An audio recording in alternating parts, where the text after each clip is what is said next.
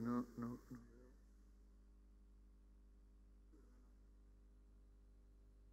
Arjun, I have problems to move the slides. I can move the slides. Can you give me a sign when you want the slide to move? We can start now if you want, because the problem is how you pass you the control.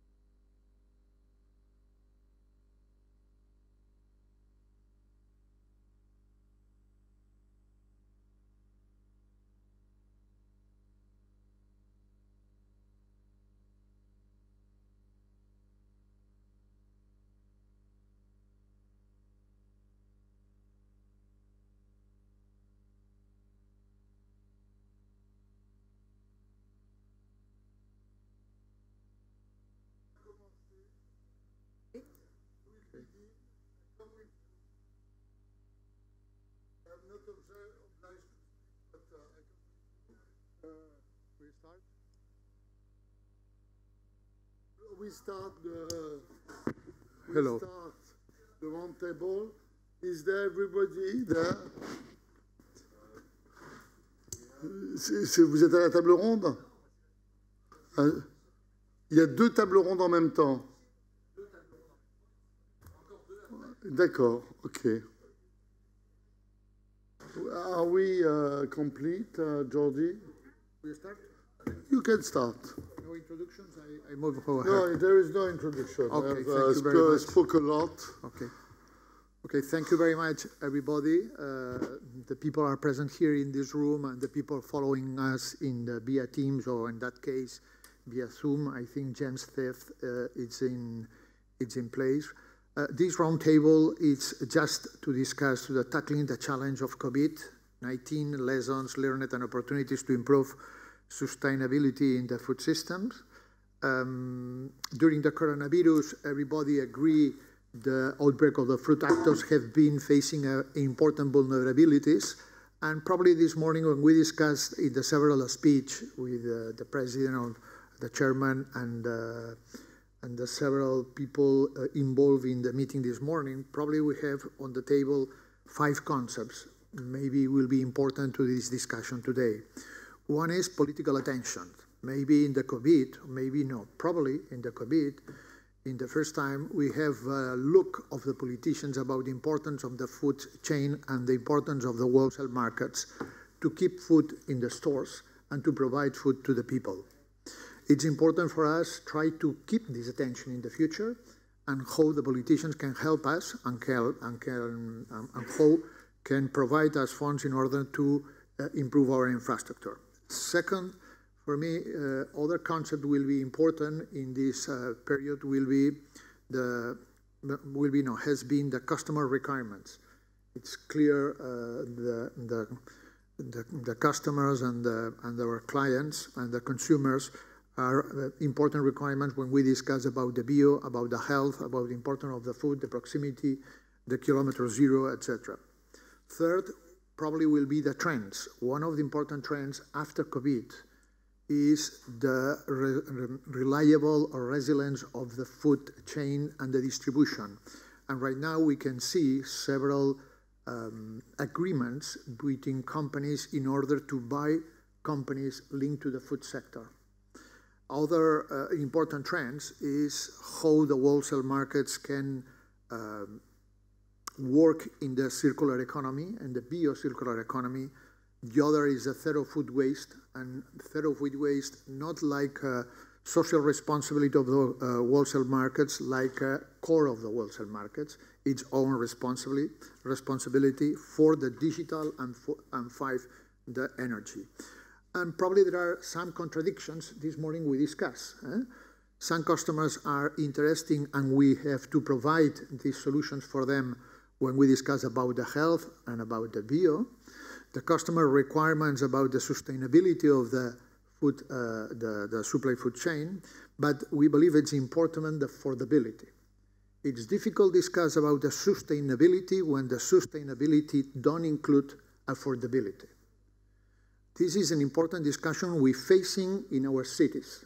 There are a political trend requirement us in order to become more healthy, more bio, but at the same time, we don't have to forget why the wholesale markets are created years ago, and created basically for two questions. One, to provide food to our citizens, and secondly, to provide food with the health conditions. In that case, it's important to face this kind of contradictions in the trends. One is the healthy, but the other is the price.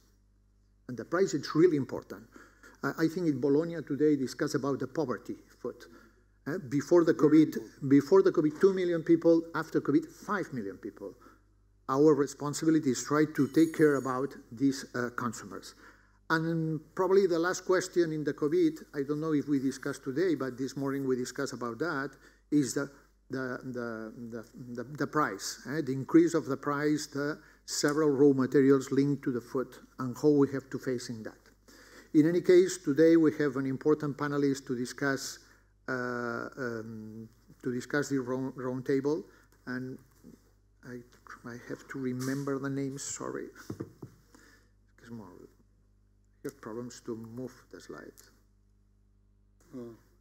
Okay, but I have. Good. Okay. The panelist presentation will be today is Arturo Fernandez, the chairman of the American region, president of FLAMA, James Steve, the Fao Investment Unit, Covenant Kozi Adjonani, Minister of Agriculture of Ivory Coast. I think he has a meeting right now and probably delayed a little bit. And finally, Dolores Roman Gallego from Melchimede, Spain. I don't know if Arturo Fernandez is online right now. Arturo, is it good?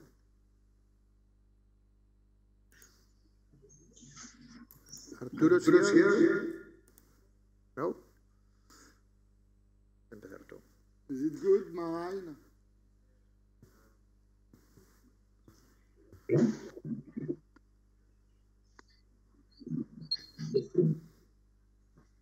Okay, I see.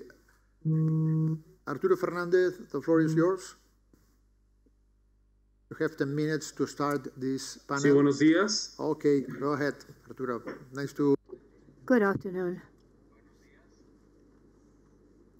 Good afternoon. So, once again, good afternoon to everybody.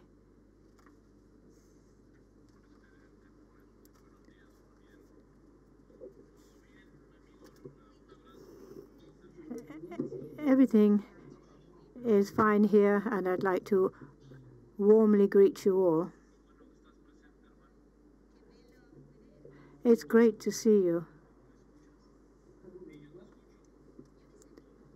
I can hear you very well. And we can start with the presentation, is that right? Yes.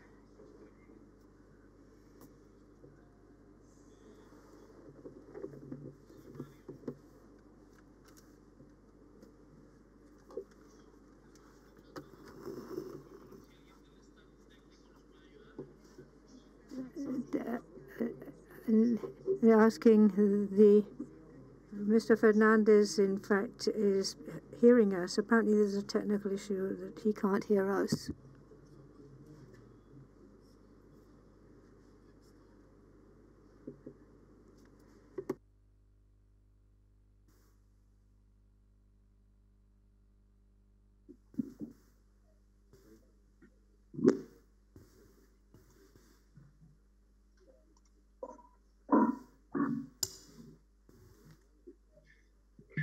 Arturo, ¿nos escuchas? Creo que no. No. The chairman is asking if Mr. Fernandez can hear us, hear the meeting. ¿Ya te contactó alguien, Mario? No, todavía. Marvin, do O you sea, have a necesitamos telephone que nos phone? abran para poder ser co-hoster. Jordi, give the floor to Dolores. Okay. Before. Okay, perfect. Sí, pero ¿Nos puede deberíamos, para ser cortar. hoster, Mario? Sí, coanfitrión, para que yo pueda subir la presentación. Para la presentación. I give the floor to Dolores, but someone have to cut the sound of Arturo right now. It's not possible to follow if we don't cut the Arturo sound.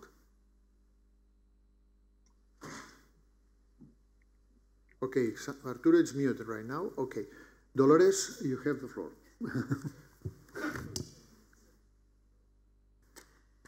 Buenas tardes, good afternoon, dear colleague. Voy a hacer mi exposición en español. Good afternoon, everybody. I'm going to speak in Spanish, and I apologize, but I'm also doing this for all my Latin American colleagues who are present and connected to help us, and for them to listen to us. Can I have the slides?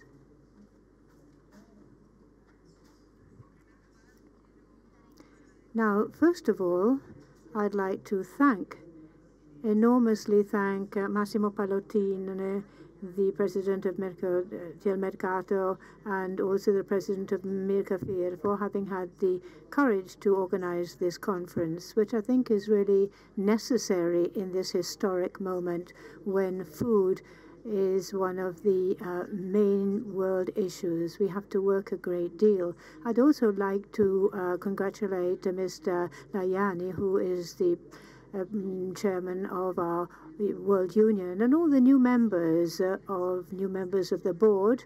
You're doing a fantastic job. Thank you, Stefania, because really you are promoting this organization really well. So congratulations for the work you're doing, and certainly you can count on Spain and on Merca Madrid.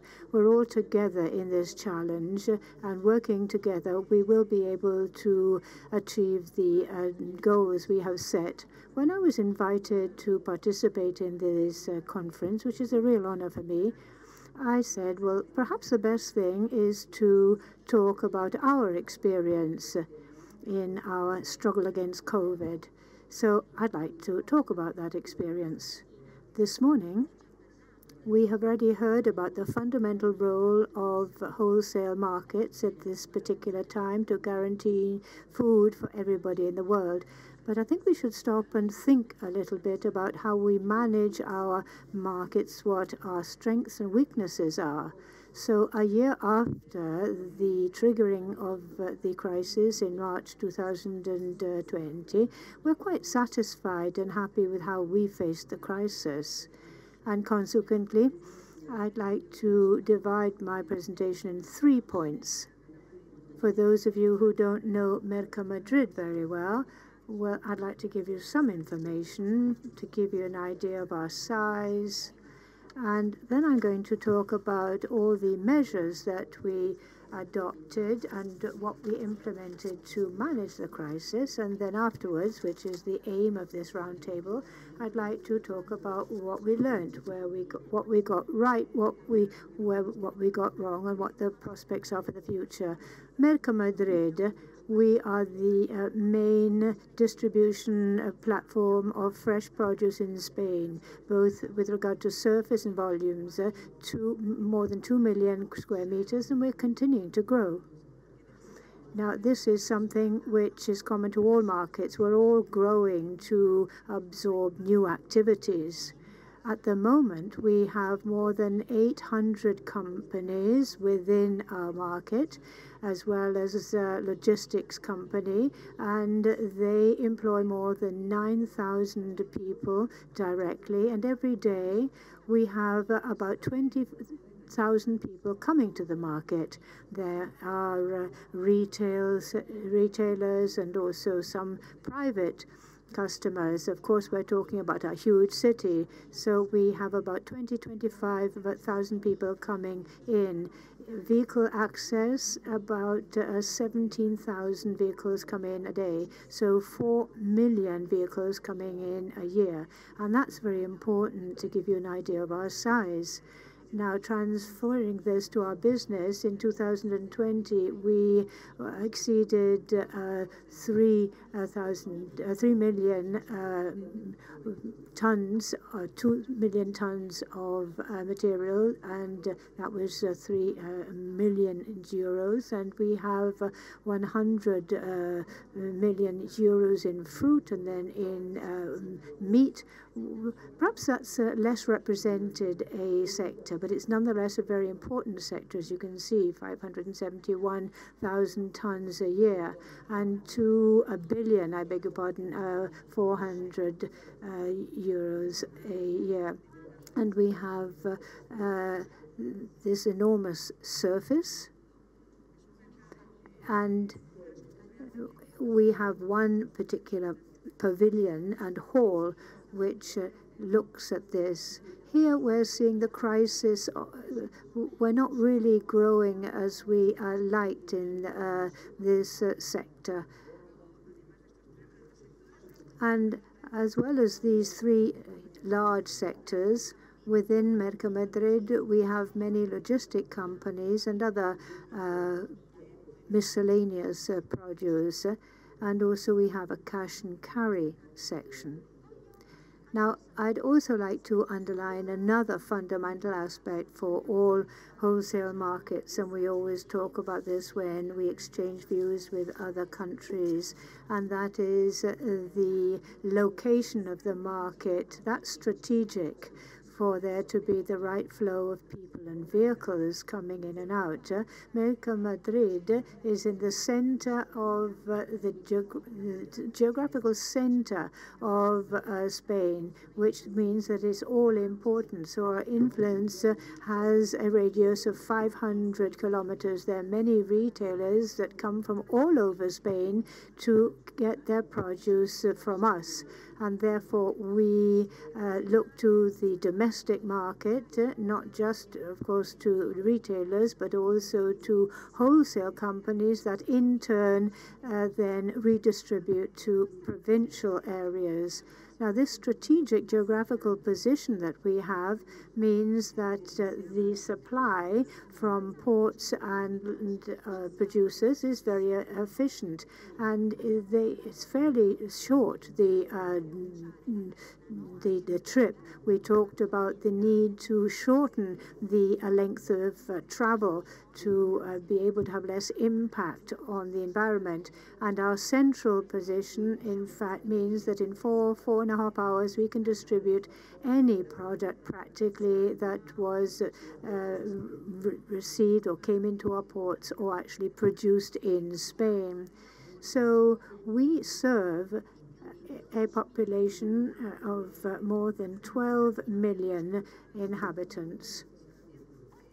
And over and above the flows, another important aspect is how we can simplify access on the part of all those who have to buy every day. We're practically at the edge of Madrid. You can see it here. We have a program of 40,000 hectares, which we're going to extend to, and because we're continuing to extend our activities. So we're developing a new space to be able to take on this development. We're growing with the city as well. And there are many logistic companies that are also growing, companies that supply goods, also supply, of course, home delivery, which in fact have grown during the pandemic and are here to stay. So we're going to have to develop this, to also look to this, to try and lessen the environmental impact. So we have to think about more centralized distribution where we don't have too many vehicles going around, and the vehicles we do have traveling around, we have to think in terms of hydrogen or electric driven vehicles. That's what we have to think about. We have to rationalize the logistics, rationalize logistics across the board. And on the 11th of March, the WHO declared the state of international emergency, and a couple of days afterwards this was announced in Spain. Well, of course, the figures that we talked about before immediately, of course, plunged, and we realized that we faced an enormous challenge as a result. Also because Melchimede is considered as essential, critical infrastructure for the country as a whole. And that's how we are defined. We are considered a critical service, an essential infrastructure and service, which gives essential services for the general welfare and well-being of our citizens. This is our mission, and this is our great responsibility and commitment. Therefore, Melchimede, of course, can't just close up shop, and nor can we disappoint the expectations of our citizens, and we certainly couldn't do it at that particular time. So we realized immediately that we had to take action immediately.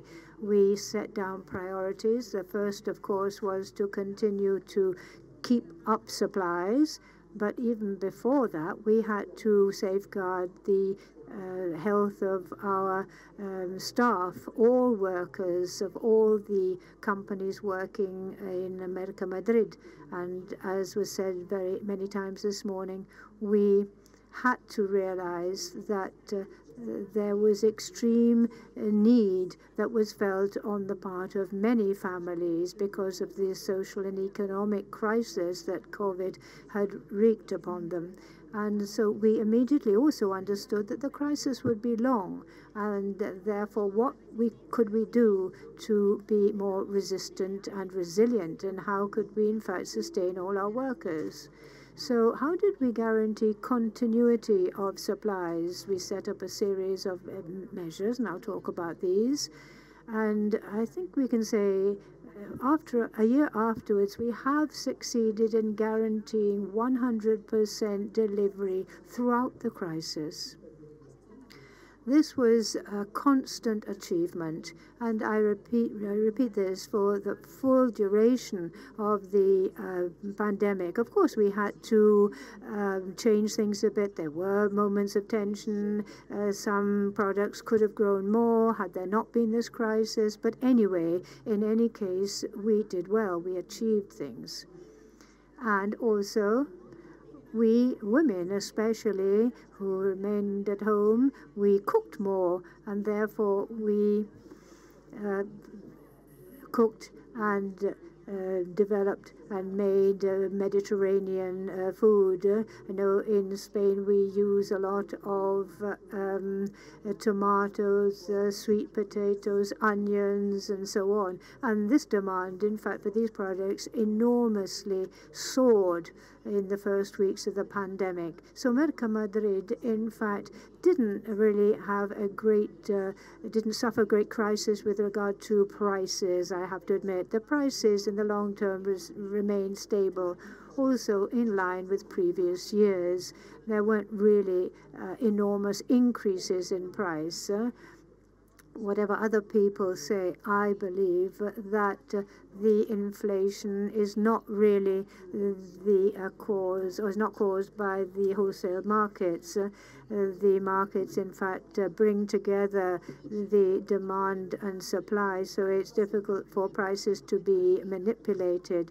And we in Melchimede did not see this. We didn't have any problem with regard to price, no tension vis-a-vis price. And in fact, in 2020, we closed with more than 3 million tons and an increase compared to the previous year. And fruit and veg, in fact, was the driving product. As I said before, meat and fish, which in fact are for hotels especially. Of course, as a result, the sector suffered the lockdown, and therefore this produce did as well.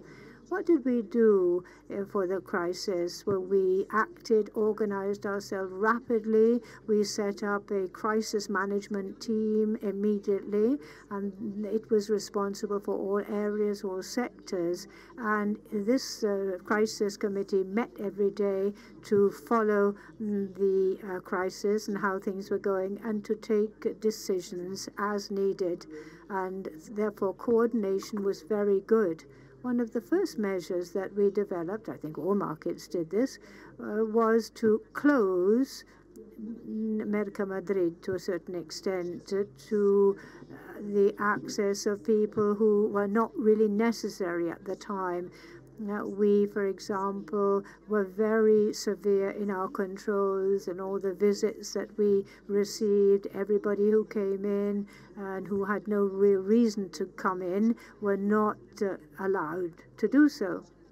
And then we tried to understand what the priorities were. There were activities which needed greater attention than others, and therefore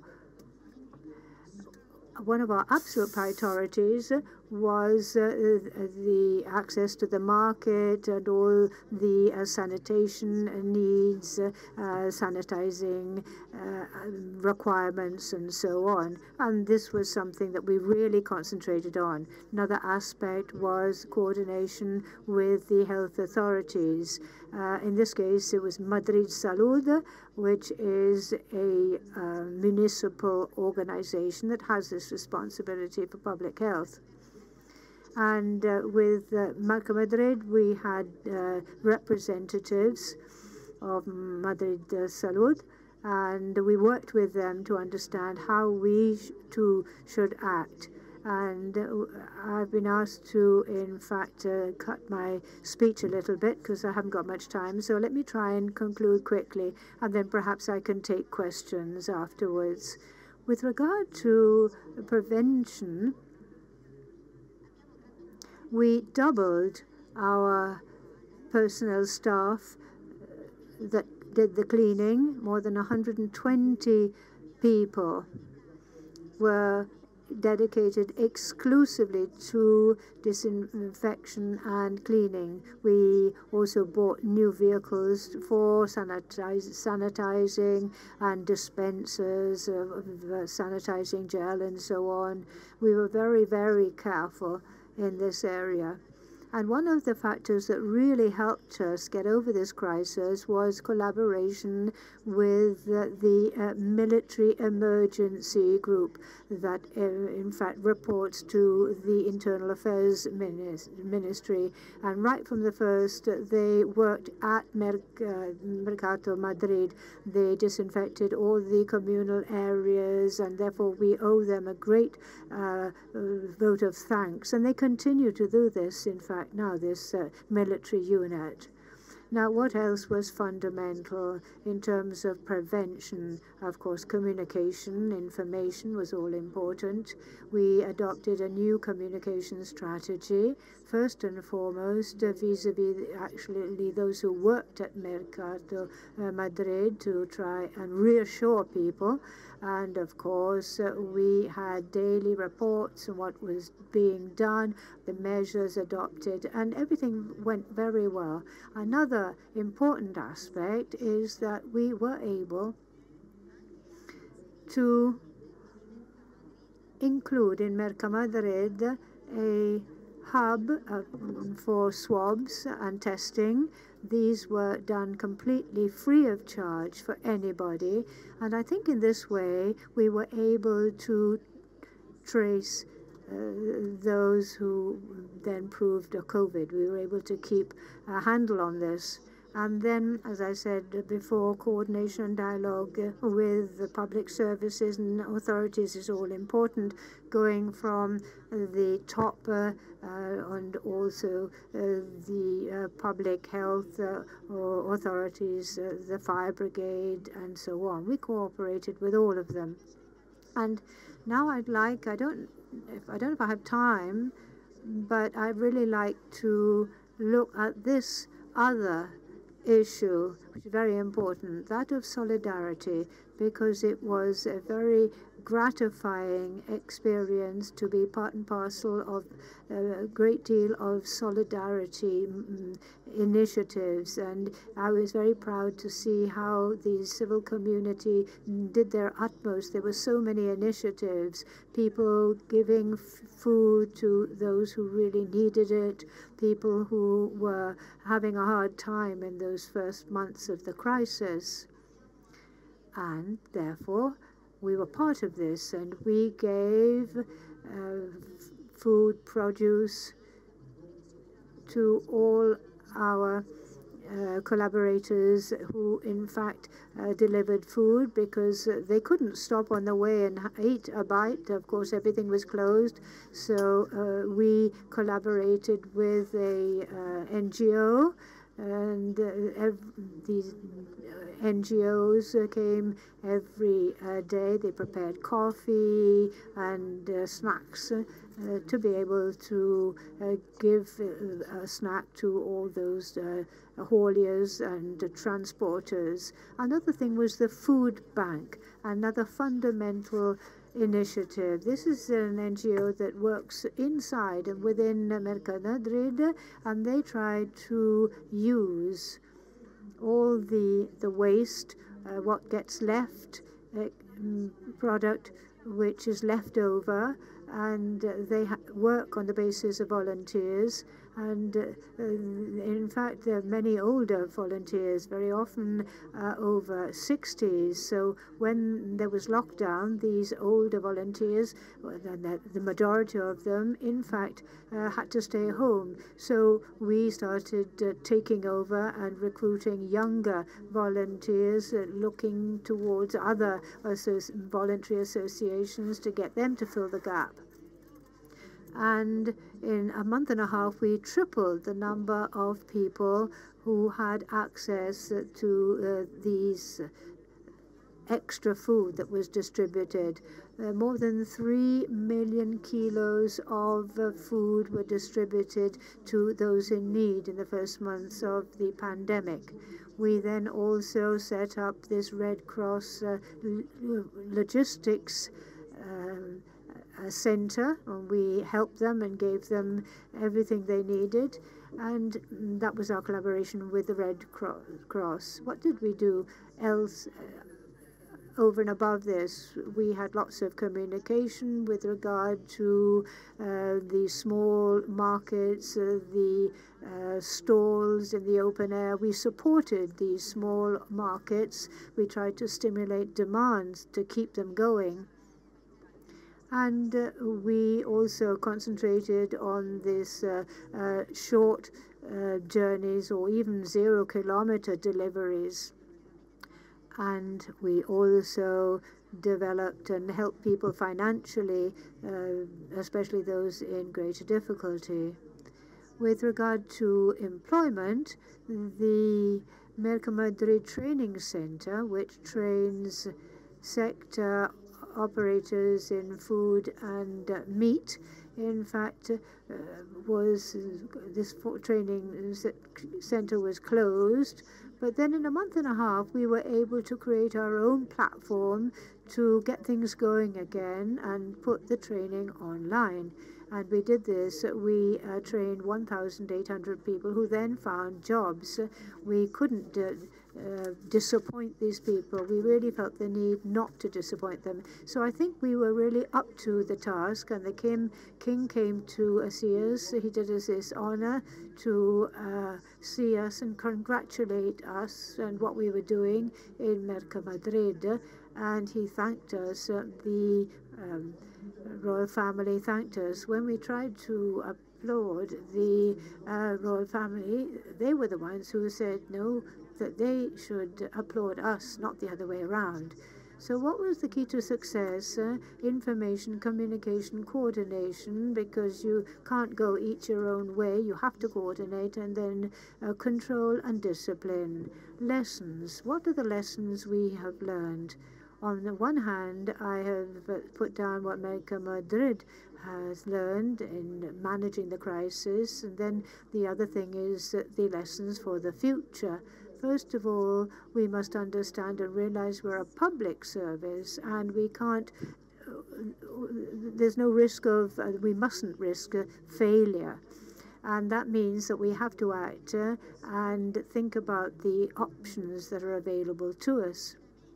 Then coordination of working teams. Here too, this was important, and it's only by working together that we will be able to reach our goals. And then transparency and trust at the beginning, and information and communication. And therefore, at the beginning, there was a bit of panic. Everyone was very frightened. So communication on the part of Melchimede was fundamental to reassure people, people who every day came to work with us and for us.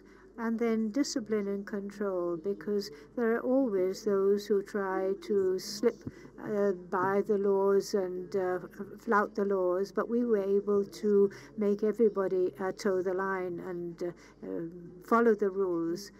What have we learned in terms of lessons for the future? Well, first of all, I've said I think we were up to the challenge. In the first couple of weeks, the huge retailer platforms, in fact, it didn't work very well. They sort of came to a bit of a halt.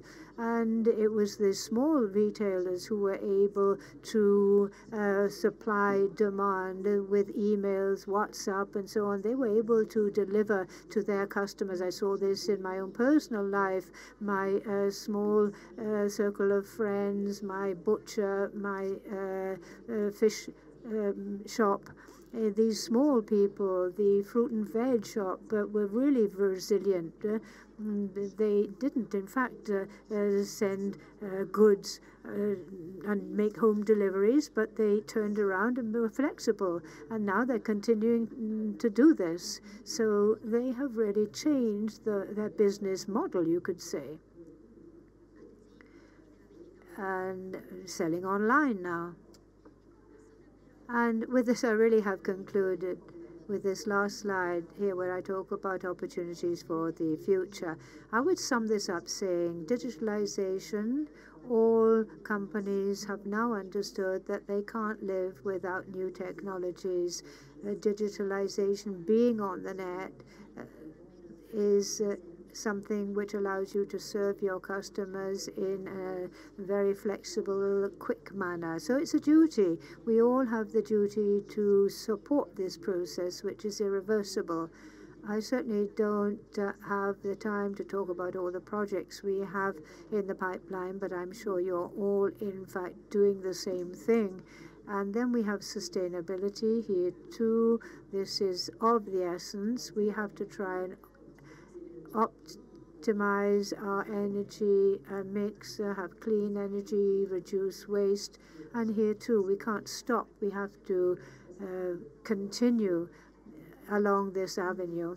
And then internationalization. There are many companies that, in fact, do want to go international or are international, but in a situation where the markets were closed, they had to open up new business possibilities. And that's why Melchimede is encouraging many companies, therefore, to get back and export as much as possible. I'm sorry if I have been very quick. But I wanted to be concise. Thank you very much for listening to me. Thank you very much, Florence. There are a couple of questions in the chat. Let's see if we can solve the problem of Arturo Fernandez. Arturo, can you hear us?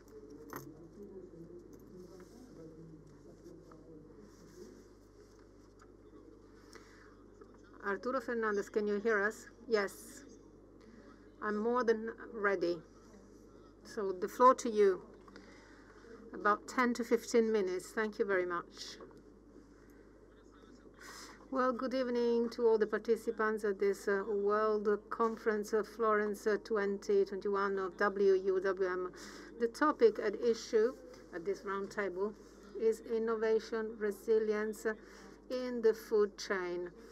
And we have to obviously go back to the work we've done in the last few years. Thank you to the efforts by the President, who is trying to link our sector to the most important issues of the world. That is to say, the fighting hunger for millions of people. The result of this effort is very clear, and we can appreciate it in the declaration by the United Nations, which has said that 2021 is the year of fruit and vegetables and food. And it's celebrating the first Food System Summit in the next month. The Latin American Federation of Wholesale Markets will recognize the efforts made by the WUWM in the Caribbean and in Latin American. We are aware that innovation is crucial for our continent. And according to the social and economic context of each country, the culture and the geography of each country and each region, because we are a very differentiated region, very diverse region. One of the lessons we learned has to do with innovation. Emerging innovations in production, governance, processing and distribution of food shows that there is great potential to set up a more sustainable and efficient food system. We have to stress that innovation nowadays is mainly commercial innovation. On the other hand, there's technology that is fostering trade, especially in the retail sector, even if online platforms have helped logistics and wholesale. But we have challenges ahead. Be more inclusive towards small size farms. Give them the technology that they need in order to have more access to the market so that they can keep supporting their activities. So innovation has to be a large-scale innovation in order to improve workers' conditions, products and byproducts of the food industry. At the same time, we have to support circular economy projects in Latin America. Our retail and wholesale markets, our traditional markets, are really an asset for our communities. But we have great challenges in the near future, and we will not be able to take up these challenges on our own. We will have to need a consensus, and we will have to innovate with joint efforts. We'll have to be creative. And now I give the floor to Mario Rivera so that he can share his ideas. The floor to you, Mario.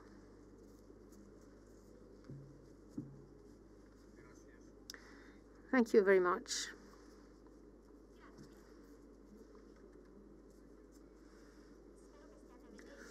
I hope you can see my presentation on the screen. I've shared my screen. Can you see my presentation?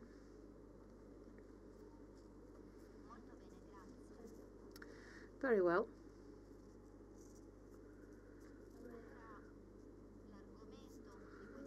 The topic of this roundtable, which is innovation, lessons learned and opportunities, is very much in line with one of the topics that Arturo and I deal with, innovation and original innovation.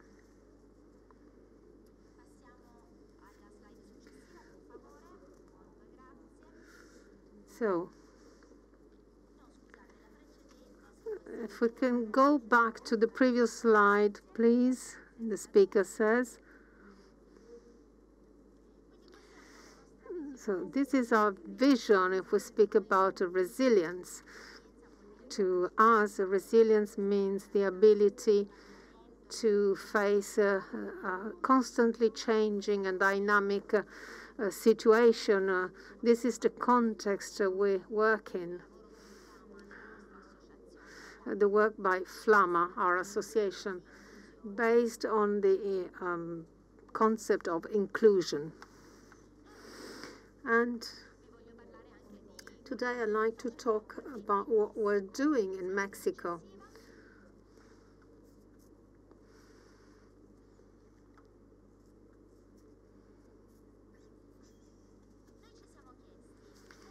We've asked ourselves, how can we conceive innovation? How can we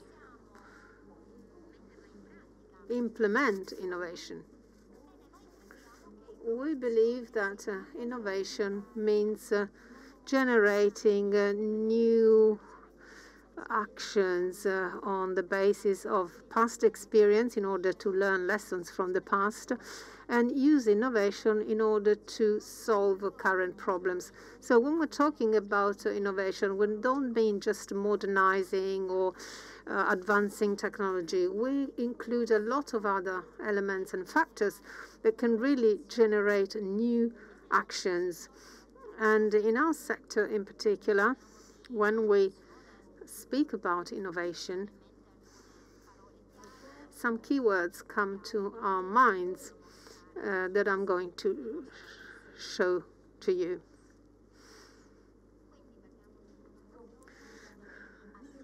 So innovation is mainly activities, new activities that we carry out. And then if we move along the value chain, innovation can be translated into reality, meaning product processing. And then there's another issue, reducing waste, food waste, and I believe that it's important to mention this, and it's important to make sure that we cut waste.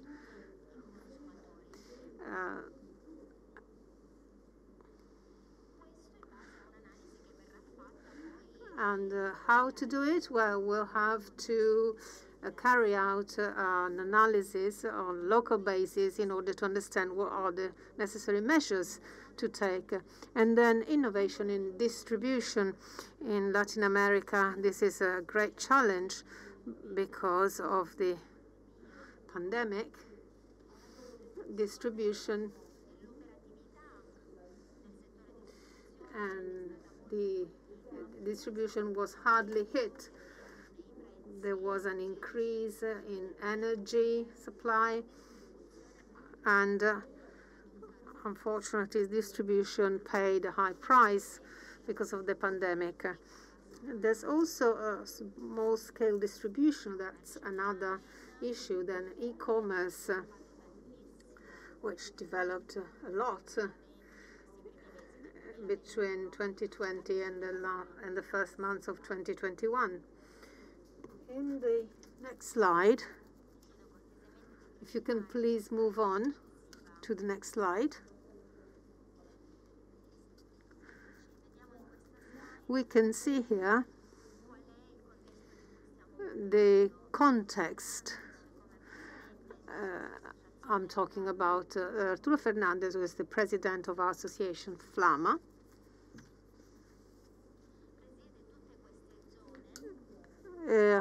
Is in charge of all these areas and is worked in close contact with FAO in these areas, for these areas of the world. There's been a partnership between FLAMA and FAO that allowed us to perform market analysis, in-depth analysis of our local situations.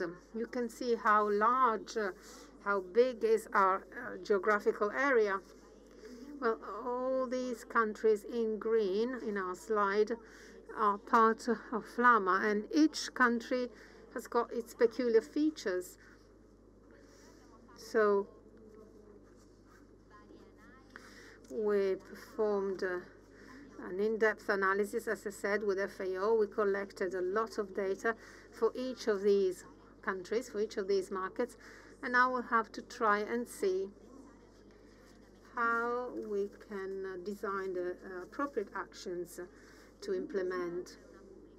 What I am showing you is a publication by the OECD, published in 2019. And in 2019, the OECD said that if the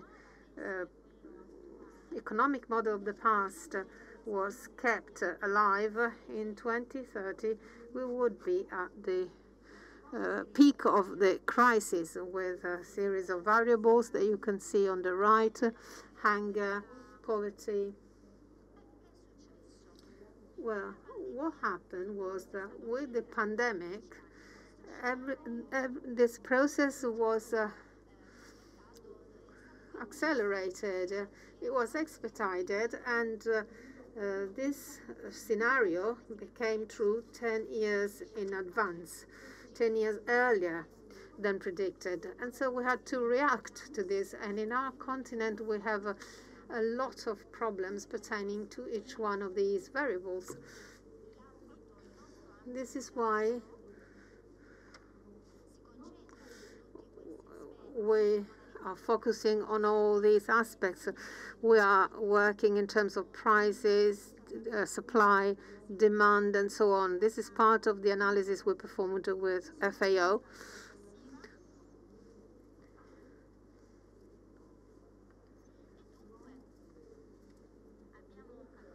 And so we understood, on the basis of these analyses,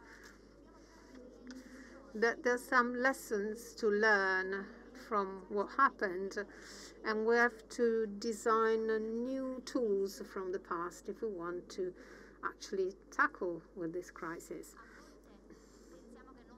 Sometimes we think that we cannot improve the tools that we already have in our hands and that we're used to, whereas innovation should lead our action. Innovation should be the foundation of every action, and the human capital is pivotal here. People's skills are crucial. So entrepreneurship, different business models that can actually enhance the human capital in our continent and can foster innovation and actions based on innovation.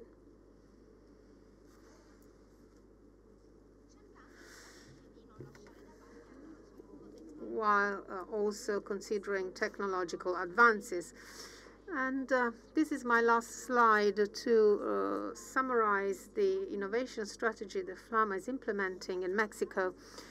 We've already presented our strategy during other meetings together with FAO.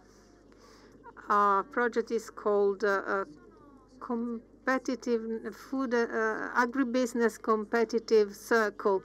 It's a question of establishing alliances and partnerships amongst different countries. And our continent is very big, so we've divided it into 5 geographical areas: north, south, east, west, and center. And these circles of agri-food competitiveness are really hubs that carry out different actions, as you can see on this slide. For instance, at the center and in the south of the country, we are setting up a new hub that was recently built. So in this case, innovation means new infrastructure, a new infrastructure to cater for new needs. So a new market with some trade management systems and new operational systems, and a lot of cooperation with the local farmers. And then conservation as well of plants and management of organic waste. Then we have also started a partnership with a new company in Culiacan, in the northwestern part of the country. Well, this company has got alliances with local farmers, and it processes fruit mainly, and it delivers its products at home, as well as to schools and hospitals. And it focuses on reducing waste in order to get to zero waste. In the Sierra Leone and Zacatecas states,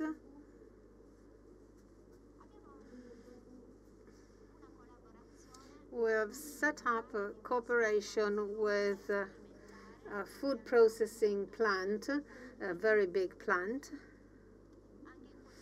And here again, there's a close cooperation with the local farmers.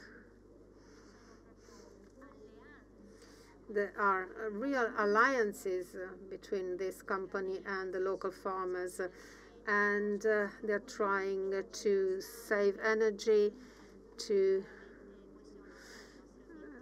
safeguard the environment and the quality of life of the local communities. And then, this is my last slide. This is another example of innovation. Viñedos San Marcos, at the center of my country. Our association, FLAMA,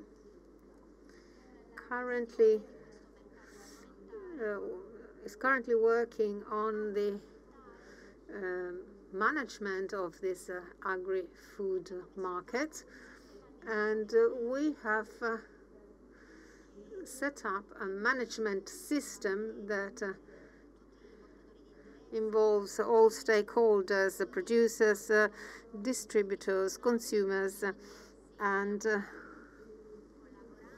we have a very close cooperation with all stakeholders in order to carry out the most appropriate actions according to their needs. And this is the very last slide. These are the conclusions drawn by our association, FLAMA. FLAMA, so my region, my country, Mexico, has learned a great lesson from the COVID crisis, and we want to focus on innovation all over the country to make sure that the food sector becomes an increasingly resilient sector, even if this is a mid to long-term goal. Well, this is what I wanted to say and share with you. This is a document that was drafted by Mr. Fernandez to show what he's doing within the Latin American region. Thank you very much for giving me the floor. Thank you very much, Arturo Fernandez. Mexico is a country that I really cherish, and they have started some interesting processes for us all.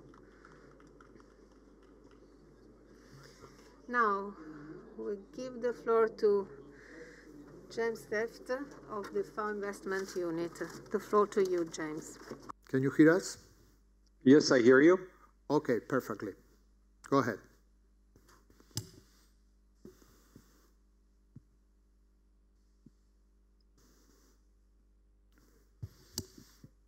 Okay, we see the presentation. Great, thank you, colleagues. So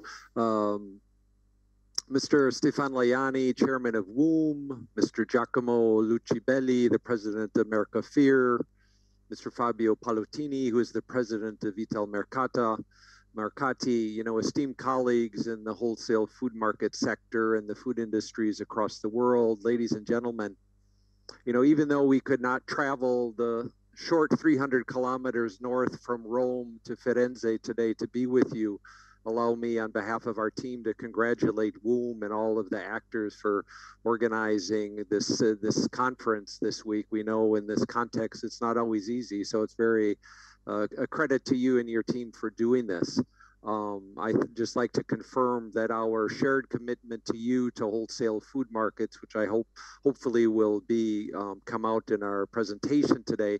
But I think, Mason, we'd also like to reaffirm our support from Rome for an Italian football victory on tomorrow against Austria, because I think we are all in support naturally, as this is an Italian conference. We all support the Italian football team and the Euro Championship.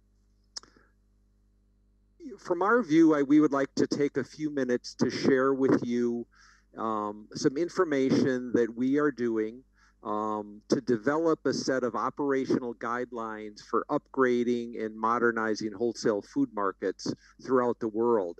And so this is an activity in which we are partnering with WUWM, and as many of you know, are intimately involved in the number of case studies throughout the world that we are carrying out with you. And so we have a team of professionals from FAO that are involved in this. And so my remarks this afternoon really build on those that are shared this morning by our Director General, as well as Jamie Morrison, of the Director of our Food Systems Division. So in terms of context, I think it's important to understand where we as a team are coming from. So I work on the FAO Investment Center, which since 1964 has been working with our member states and international financial institutions in the design, implementation, and monitoring of investment projects throughout the world. And so I think if you look historically, I think we've been involved in the design of over 2,300 investment projects in over 170 countries throughout the world. And so this is with all of the international partners, the international financial institutions like the World Bank, IFAD, African Development Bank, Inter-American Development Bank, European Bank for Reconstruction and Development. And so in 2020 alone, just to give you some order of magnitude, you know, our investment center helped countries to leverage over $6.6 billion of investment alone in food and agriculture. And increasingly in a lot of the work we're doing in blended finance and in public-private partnerships, we're also able to leverage funding from private sector in different joint ventures. And this is important because it establishes a bit the context for our work in the role that we see of the importance of the development of these guidelines. And so normally the investment center, which is the largest, I think, division in FAO, I think we have over 120 professionals, but we also mobilize a huge, I think up to over 1,000 people, different experts in the whole gamut of agriculture and food systems. And so in this context, we have put together a global team of experts and professionals to help us work on these on this exercise. I think many of you probably know them, as we have drawn them from the experience and work in the markets in many of your countries. And so this team includes Florence Tomatis, Altivo Cuna, Ana Maria Waita Alfaro, Joaquin Perez Martin, Jingji Kong, and Ariana Carita. And so I think this team, it's not a simple group of generalists, but it's very seasoned professionals with experience and work in this area. So why are we doing this? From our perspective, and undoubtedly, as you heard this morning, we see investment and support to the modernization and upgrading of wholesale food markets is really a top priority of our food systems. And we see that it is important to contribute to these critical outcomes that I'm sure my Director General mentioned this morning on which we really depend in our food system. So markets are really a key factor in the nutrition and health agenda, in jobs and livelihoods, as well as the sustainability of our environment and natural resources. So from our operational perspective and partnership with a lot of international financial institutions, we see investment in the upgrading and modernization of wholesale food markets is a key business line in the future for all of our partners. And I think what is really interesting is that it takes place through a diversity of different points of entry. It is not one sector. So from this area, you see different divisions and departments and agencies, from urban development to agricultural marketing to resilience to those working on inclusion in the informal sector, food security, nutrition, safety. All of these, and I think we have heard in the previous presentations, touch on issues to which wholesale food markets really contribute. I've also been interested in this work that I manage with the European Union, which is promoting food systems in its forthcoming development programming cycle for the next 7 years. And we're undertaking assessments in over 50 countries throughout the world. And it's interesting how stakeholders from diverse spectrums, public, private, civil society, are often pointing to the importance of markets as a part of the essential food system infrastructure that we need to achieve these outcomes. So again, given this interest and need, and based on our experience in designing investment projects, we think that it is natural and important to strengthen our understanding and know-how of how to modernize markets.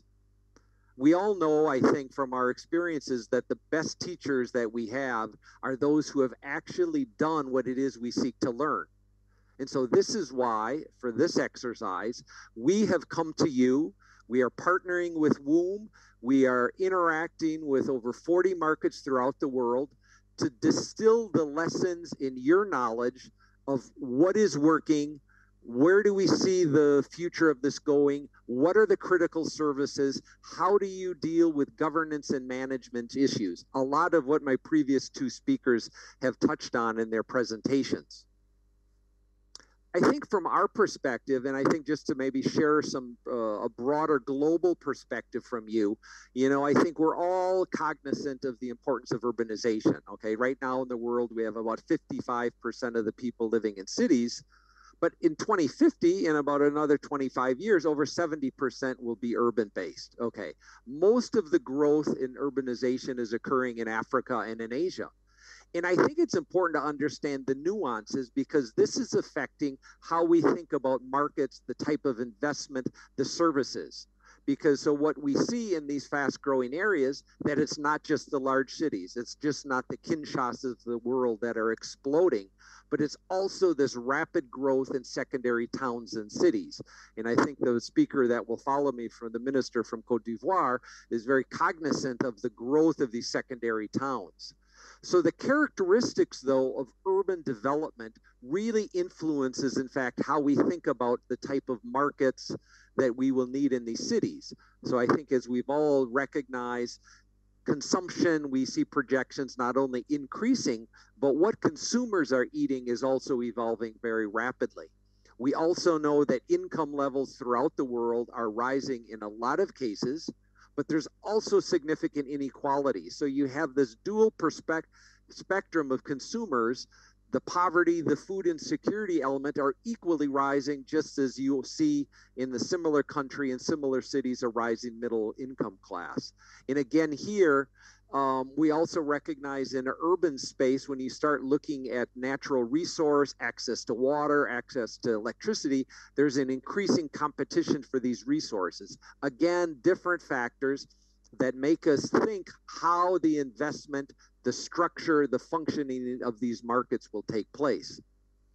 In this figure here, you see down on the lower right, what we see is a real strong continued presence of consumer preference for shopping in the more traditional food system as parts of the food system, on which wholesale food markets play a critical role. In Europe, 40% of fruits and vegetables are still flowing through traditional markets. In Latin America, Asia, and Africa, to differing degrees, you see up to 50, 60%, even 70 to 80% in some cities. Where is the market share of wholesale food markets? And so again, this reaffirms this importance of these traditional channels with respect to supplying the food to changing urban population. I think, as my predecessors very articulately explained, we also see quite clearly the importance of a very strong, solid wholesale food markets is kind of the critical element that allows you to be resilient in the face of crises. And I think there's a number of examples, and my predecessors talked about this, how countries that with well-organized, upgraded wholesale food market infrastructure that are also supported by the networks. And I guess my predecessor from Flama, the Latin experience really showed during COVID, how this really adds to the ability of the food system and markets to be more resilient and to have the capacity to deal with disruptions in the food system, supporting the traditional sectors as well as local production. And I think our colleague from the Melchimede really highlighted this aspect of the local production. So these wholesale food markets really allowed this continued flow of food. I remember at the start of the crisis, there was a lot of concern about disruptions in the food system. And I think it was because of the efforts, such as many of the members of WUWM, that you were able to really maintain the constant flow of food, avoid speculation, avoid huge price increases, while at the same time working in a pretty complex environment to address these health measures that allowed you to stay open. And so in this case, when we look ahead, this issue of resilience against future shocks is really critical for our wholesale food markets. So they provide, I think, the infrastructure for this type of inclusive and resilient urban development that we need for a sustainable and safe food systems. Now, with respect to the work that we are doing, and so we envisage that the results will be available in the fourth quarter of this year, but we see this as kind of, there was a need for this, again, given our work at the global level and with our partners. And so this is kind of the first of a kind type of a study that is global in scope, it's evidence-driven, and it is a very collaborative approach because, as I mentioned, all of the work we are doing is really driven by this partnership with WUWM in the close collaboration with the different markets that are members of WUWM. So the work is involved with discussion with professionals, the international financial institutions, the public authorities that are so intimately involved in this work. And so we're using this insight to really enrich the knowledge that we're collecting in all of the case study cities, in that we envisage then, based on this case studies, is to produce a set of operational guidelines on not so much a recipe book, but kind of the overarching strategic guidance supported by case study research of how you go ahead to invest in and upgrade these markets. So again, our approach is fairly simple. We really are focused on multiple audiences because we realize there are multiple audiences that are involved in the sector, from the market professionals that are members of WUWM to the municipal and county officials, the diverse food system actors, as well as a lot of our clients in the international financial institutions and private sector that are doing a lot of these investments. And so, as I had mentioned, our approach is one of co-creation, working with you, working with experts, collecting the data, getting the insights from the players on the ground to really think about what are these key lessons. And so in a meeting such as this is almost like a data collection opportunity for us to listen to your firsthand views. The topics we will cover range from issues on how the type of infrastructure, on the placement of markets, on the management, the governance, the services. And so, as I mentioned again, we've carried out most of the case studies. We're in the process of drafting the work, and we hope in the coming months, in the fourth quarter of this year, to do this, to complete this. So as you see, our study is global in nature, is over 40 countries or 40 studies that we're doing in over 30 countries throughout the world. 34 of them are on specific markets. We are also looking at this important role of the network organizations in 7 situations. And just to conclude here, to share a view is, again, from our side, we see a lot of the emerging business line happening in the emerging and in transition countries where we see kind of this future development in the needs for wholesale food market development. So as I mentioned, Sub-Saharan Africa, South Asia are critical areas where we expect a lot of growth. This doesn't mean that modernization and upgrading, as we've heard from the previous speakers, will take place in other markets. But when we talk about the larger infrastructure development and modernization efforts, it is in these regions where we see huge need. Again, our approach is not a recipe book. It is one that local adaptation, local knowledge, the specific characteristics of the city, the needs of the population, the specific socio-physical aspects are real critical in determining how you move ahead in developing a market. So again, it is not a unique concept almost for every city. We see this as being more phased in approach, often very modular in scope, with scalable infrastructure that allows for a very adaptable model.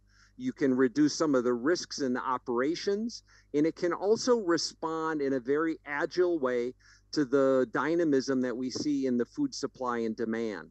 Again, we see that wholesale food market roles in the food systems, supply, price formation, accessibility and inclusiveness, as well as the services that are really demanded by this diverse set of food system